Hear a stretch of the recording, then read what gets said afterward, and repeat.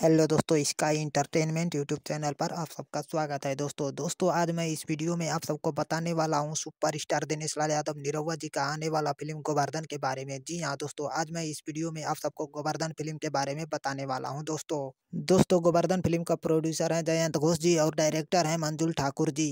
और दोस्तों आप सबको बता दें कि इस फिल्म में साउथ की एक्ट्रेस मेघाश्री भी नजर आने वाली है दोस्तों। जी हाँ दोस्तों, इस फिल्म में साउथ की एक्ट्रेस मेघाश्री भी नजर आने वाली है दोस्तों।